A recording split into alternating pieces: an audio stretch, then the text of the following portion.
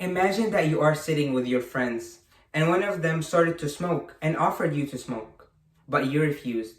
And the first thing you hear is, "Be a man, just take it." What would you do? I remember when I was in high school, one time I went to the restroom and I saw some kids vaping and smoking, and they offered me. But at this point, I remembered how my grandpa died because of something that we are all curious to try. Smoking is a very bad habit that not only affects adults, but it kills infants. Hello everyone, my name is Carlos Rafael, and today I will be talking about why or what is the problem of smoking, its causes and solutions, and why some people believe it has some health benefits. At first, let's talk about what is smoking and why is it a problem. Smoking is the action or habit of inhaling and exhaling the tobacco smoke. According to the CDC.gov, more than 60 million Americans are living with a disease caused by smoking. For every person who dies because of smoking, at least 30 people live with a serious condition related illness. Smoking causes cancer, heart and lung diseases, and diabetes. Secondhand exposure causes strokes and heart disease in adults and sudden infant death syndrome for children. According to CDC.gov, secondhand exposure contributes to approximately 41,000 deaths for non-smoking adults and 400 deaths in infants each year, which explains why the rates of asthma is increasing in children those days. Now, as we understood what causes or what is smoking and why is it a problem, let's talk about what causes this problem. Peer pressure is one of the biggest causes for people to smoke. For teenagers entering the phase between dependent parents on parent childhood and independent young adulthood, frustrations and insecurities arise, which causes the teenager to rely on friends who smoke just to feel included and to feel accepted. Also, stress relief. People find smoking as a way of relieving stress. Other people smoke to manage the tension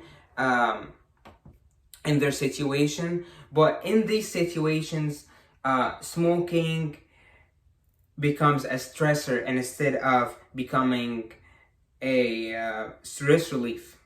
Now, as we discussed the causes of smoking, let's talk about the solutions to this problem. First step is to do it yourself. You must pick a quitting time and you have to stick with it.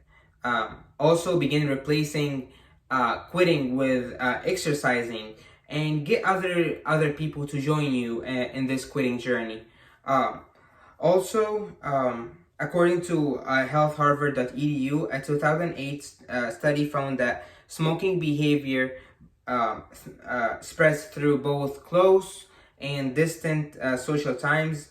Your resolve and success can help your friends and ultimately your community. Second step is behavioral support. It is your responsibility to quit, but you don't have to do it alone. You can seek help. You can go to individual or group counseling, or you can even ask your doctor for prescribed drugs. Now, as we learn the ways to this solution, let's talk about why people believe that smoking has some health benefits. According to a research paper by Canadian Medical Association, cigarette smoking has been shown to increase serum hemoglobin, lung volume, and stimulate weight loss. Factors all contribute to enhanced performance in endurance sports. Blood hemoglobin is associated with endurance performance and correlated with oxygen carrying capacity. Smoked cigarette has been associated with increasing hemoglobin, where smoking one smoking 10 or more cigarettes a day increased the average hemoglobin by 3.5 composed to non-smoking controls. Also, the lung volume is also determining the endurance performance, and smoking cigarette can increase the lung volume as part of chronic obstructive pulmonary disease, COPD. It's more effective than swimming and long distance running. Now, as we heard why some people believe that smoking has some good benefits to their bodies, let's conclude the overall topic. In my speech, I discussed the problem of smoking, its causes and solutions, and why some people believe that it has some benefits. I also gave an opposing argument of how smoking can increase the people's endurance performance through hemoglobin, lung volume, and weight loss. Finally, my central idea is smoking is a very bad habit that not only affects adults but it kills infants. I really urge and encourage you to stop smoking immediately. And think of how you are hurting yourself and hurting others, especially infants, without you even knowing. If you know anyone who is smoking, let them see the risks behind smoking and how it may seem like a relief, but it's killing you slowly. And I strongly believe that it's never too late to stop any bad habits you have.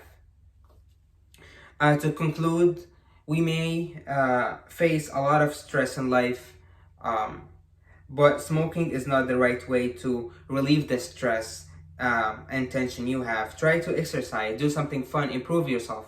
And lastly, be the change you want to see in the world. Thank you so much for listening.